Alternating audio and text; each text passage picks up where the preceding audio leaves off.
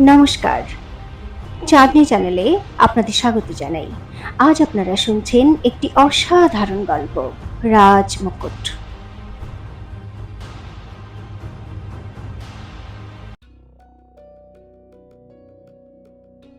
এর মানে চন্দ্রাবতী আপনার অসুখের একদম ঠিকঠাক কারণ ধরতে পেরেছেন। গার্গীর কাছে অগ্নি সিংহের আসল পরিচয় শুনে অমর্ত্য বলল, যখন আপনি বিবাহ অনুষ্ঠানে বড় কুমার আর উর্বশীকে আশীর্বাদ করছিলেন, তখনই আপনার নজর পড়ে অগ্নি সিংহের উপর, আর আপনার মনে গভীর আঘাত লাগে, আর আপনি অচেতন হয়ে পড়েন। কিন্তু রাজমাতা, এই কিভাবে সম্ভব যে অগ্নি সিং অপালার ছেলে? কারণ আমি অপালার মুখ আমৃত্যু ভুলতে পারবো না। এই অগ্নি সিংহের মুখ পুরো ওর মায়ের মতো, আর চোখ চোখ দুটো মহারাজ সুরেন্দ্র প্রতাপের মতো। গার্গী ওর কথা শেষ হওয়ার আগেই উতলা হয়ে বলে উঠল। তো অমর্ত্য সঙ্গে সঙ্গে জিজ্ঞাসা করলো, কিন্তু রাজমাতা, ওই আগুনে অপালার সঙ্গে সঙ্গে ওর ছেলেও তো পুড়ে ছাই হয়ে গিয়েছিল। না অমর্ত্য, আমাদের সঙ্গে অনেক বড় ধোঁকা হয়েছিল। ওই আগুন থেকে অপালা নিজের ছেলেকে বাঁচিয়ে নিয়েছিল। রাজমাতা গার্গীর সঙ্গে সঙ্গে অমর্ত্যরও দুশ্চিন্তা বেড়েই যাচ্ছিল। এটা কি করে হতে পারে রাজমাতা? আগুন লাগানোর পর আমার নজর অপালার মহলেই আটকে ছিল। আমি ওকে পড়তেও তো দেখেছিলাম। তাহলে কখন আর কার সাহায্যে ও অগ্নি সিংকে বাঁচিয়েছিল? আর আর আমি তো বাচ্চার চিৎকারের শব্দও শুনেছিলাম। রাজমাতা গার্গী চিন্তিত হয়ে বললেন, বাচ্চার ওই চিৎকার শুনেই আমরা ধোঁকা খেয়ে গিয়েছিলাম অমর্ত্য। অপালা মরতে মরতে আমাদের ষড়যন্ত্র ভেস্তে দিয়ে গেছে। 25 বছর ধরে আমরা এই ভ্রান্ত ধারণায় কাটিয়েছি যে অপালার গর্ভ থেকে জন্মানো বিক্রমগড়ের আসল অধিকারী মারা গেছে। কিন্তু না, সে আমাদের বিশাল বড় একটা ভুল ছিল। বলার পর গার্গী এক গভীর চিন্তায় ডুবে গেলেন। কিছুক্ষণ পরে উনি একটু কঠিন হয়ে বললেন, অনেক বছর পর আমি তোমাকে আরো একটা দায়িত্ব দিচ্ছি। খবর নাও, অগ্নি সিং এই রাজমহল পর্যন্ত কি করে পৌঁছল? এ তো বাগী হত্যাকারী। তাহলে বীরেন্দ্র প্রতাপ ওকে চন্দ্রাবতীর দেহরক্ষী কেন বানালো? আর চন্দ্রাবতীর সঙ্গে ওর সম্পর্কটাই বা কি?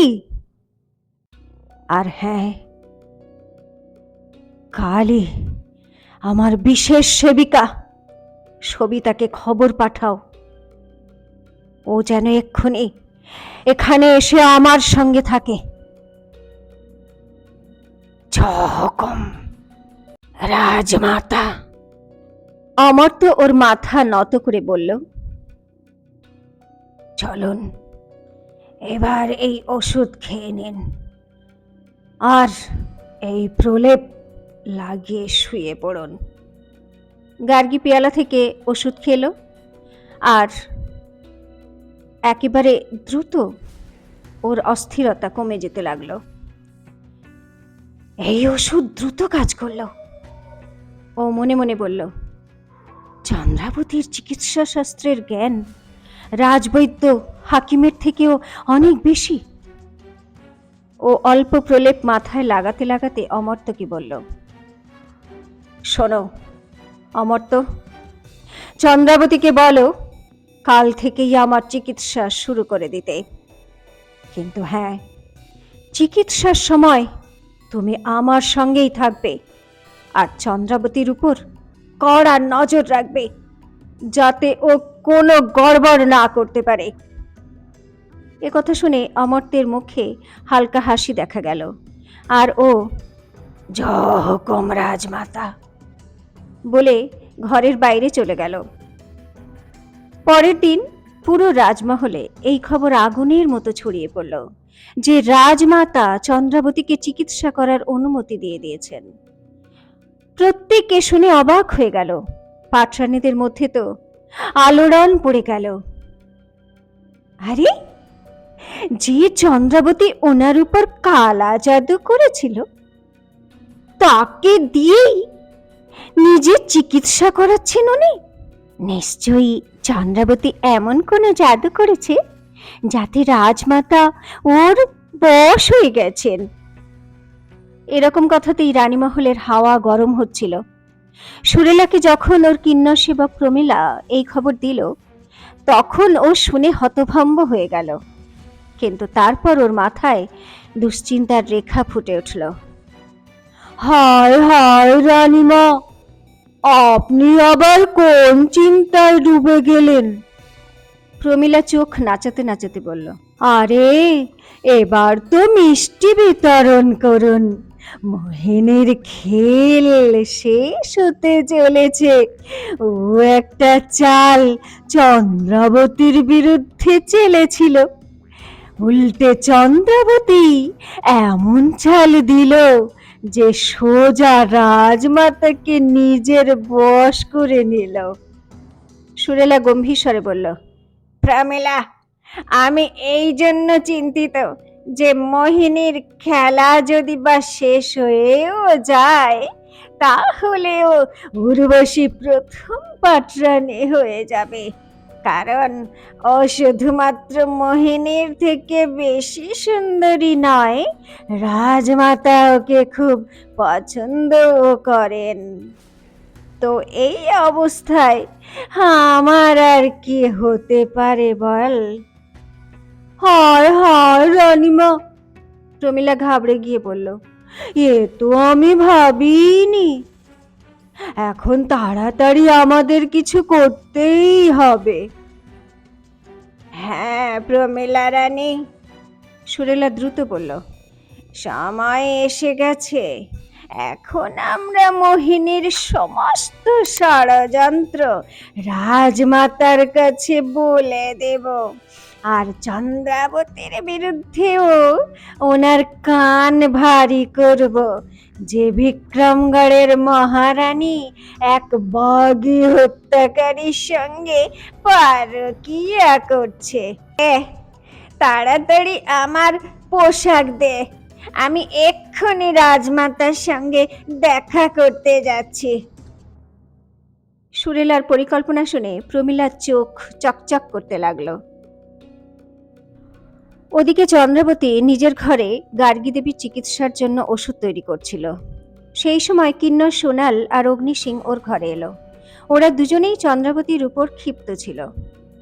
দেখো অগ্নি সিং, সোনাল ক্ষুব্ধ গলায় বলল, আমাদের মহারানীমা রাজমাতার জন্য কত চিন্তা করছেন, অথচ দেখো কাল পর্যন্ত এই রাজমাতা আর ওনার ছেলে মহারাজ বীরেন্দ্র প্রতাপ ওনাকে শুলে চড়ানোর জন্য উতলা হচ্ছিল। অগ্নিসিংহ চন্দ্রাবতীকে অখুশি গলায় বলল, চন্দ্রাবতী, বন্ধু আর শত্রু চেনার ক্ষেত্রে তুমি বোধহয় এখনো বেশ কাঁচা আছো। না হলে এতদিনে তুমি নিশ্চয়ই বুঝতে পারতে যে বীরেন্দ্র প্রতাপ আর রাজমাতার প্রাণ বাঁচানোর জন্য তুমি নিজের প্রাণের পরোয়া করছো না। তাদের কাছে তোমার প্রাণের দাম একটা পিঁপড়ের থেকেও বিন্দুমাত্র বেশি নয়। প্রতিটা মানুষের চিন্তাধারা আলাদা হয় অগ্নি সিং। যেমন তোমার চিন্তাধারা মানুষের প্রাণ নেওয়া, ঠিক তেমনই আমার স্বভাব মানুষকে বাঁচানো। চন্দ্রবতী একটু রেগেই বলল। অগ্নিসিংহ তৎক্ষণাৎ বলে উঠল, আমি শুধু তাদেরই প্রাণ নেই যারা অন্যের উপর অন্যায় করে, অত্যাচার করে, যারা ক্ষমতালোভী, স্বার্থান্বেষী। আর এরকম লোকের মরে যাওয়াই ভালো। বরঞ্চ তাদের প্রাণ যারা বাঁচায়, আমার চোখে তারাও ততটাই অপরাধী। চন্দ্রবতী আর কিছু বলতে পারল না। সোনাল ওর হাত থেকে ওষুধ কেড়ে নিয়ে বলল, কোনো দরকার নেই আপনার এত পরিশ্রম করার। রাজমাতাকে রন্ধ্রে রন্ধ্রে চিনি আমি।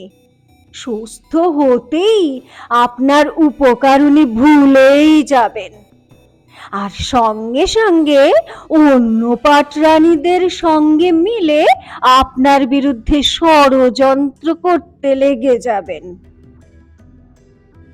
চন্দ্রবতী একটা গভীর দীর্ঘশ্বাস নিয়ে বলল, হ্যাঁ, কিন্তু এই বাহানায় 15 দিন পর্যন্ত আমার ওনার কাছে থাকার সুযোগ হবে, যেটা আমার জন্য একদম যথেষ্ট। রাজমাতা নিশ্চিতভাবে সেটাই করবেন যেটা তুমি বললে সোনাল, কিন্তু আমাকে ওনার আশেপাশের লোকজনদের নিজের পক্ষে আনতে হবে। যেমন ওনার দেহরক্ষী অমর্ত্য, উনি কিন্তু মোহিনীর চাল ধরতে পেরে গিয়েছেন। আমার ভরসা আছে যে উনি নিশ্চিতভাবে আমার সঙ্গই দেবেন। চন্দ্রবতীর এই বক্তব্যের পর অগ্নিসিং আর কিছু বলতে পারল না, কারণ চন্দ্রবতীর বিরুদ্ধে যে ষড়যন্ত্র চলছে তার প্রতিকার ওর জানা ছিল না। এদিকে বীরেন্দ্র প্রতাপও খবর পেয়ে গিয়েছিল যে চন্দ্রাবতী কোনো বিশেষ নিয়মে রাজমাতার চিকিৎসা করছে।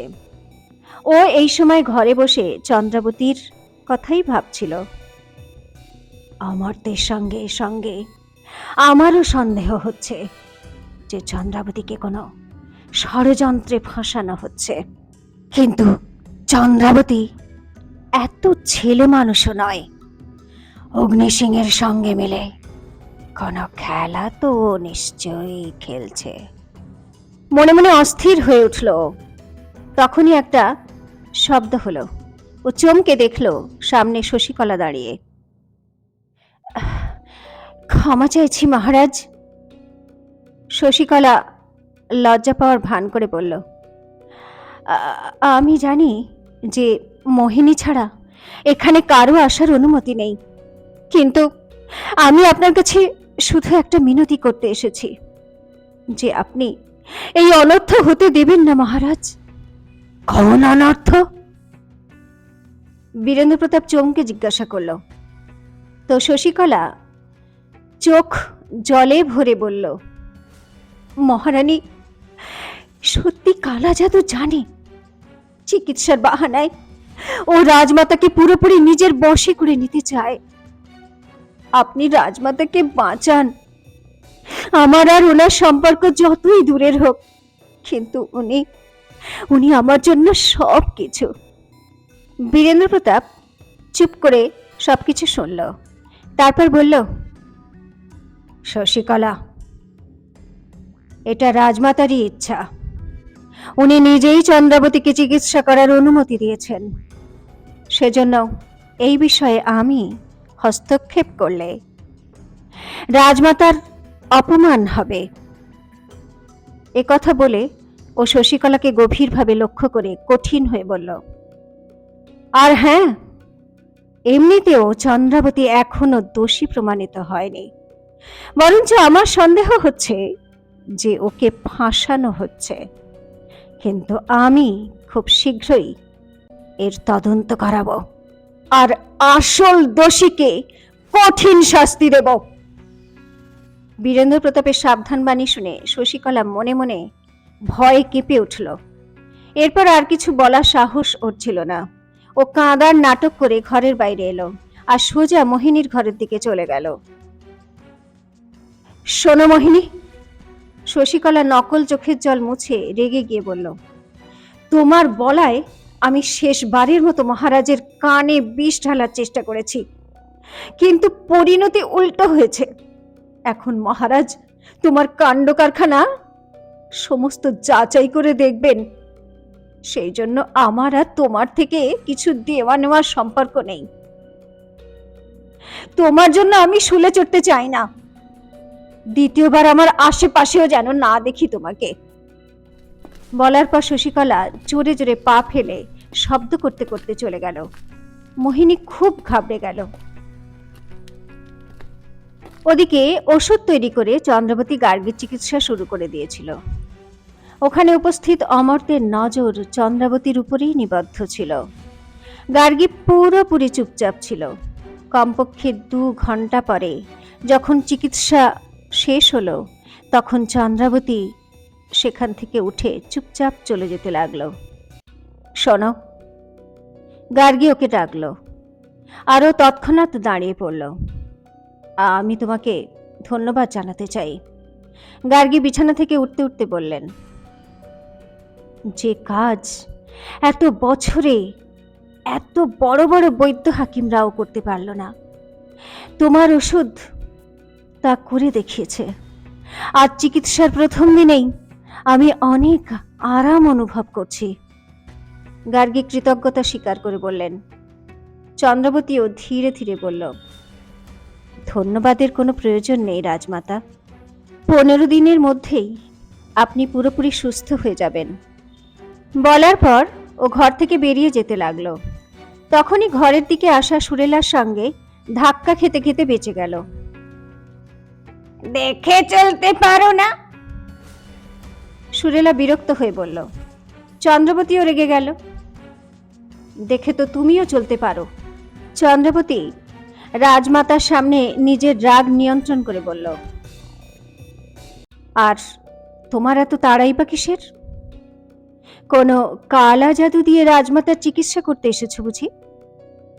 চন্দ্রাবতী বিদ্রুপে সুরেলা ছটফট করে উঠল, কিন্তু পর মুহূর্তেই ও একটা ফন্দি আঁটল। মনে মনে ভাবল, কেন না চন্দ্রাবতীকে রাগিয়ে দিয়ে রাজমাতার সামনে ওকে নিচু দেখানো যায়। ও সঙ্গে সঙ্গে বলে উঠল, ক্ষমা করবেন মহারানী, কালা জাদুতে তো আপনিই পারদর্শী। না জানি আপনার বাবা আপনাকে কোন কোন বিদ্যা শিখিয়ে এখানে পাঠিয়েছেন। তাছাড়া উনি আর কি বা করতেন? যুদ্ধে তো হেরেই গেছিলেন। সুরেলা চন্দ্রাবতীর কাটা ঘায়ে নুনের ছিটে দিয়ে দিল। সুরেলা! রাগে ছটফট করতে করতে চন্দ্রাবতী সুরেলার গালে এক জোরদার চড় কষিয়ে দিল। সুরেলা টলমল করে নিচে পড়ে গেল। তা দেখে অমর্ত্য হাঁ হয়ে গেল। গার্গীর মুখ রাগে লাল হয়ে উঠল।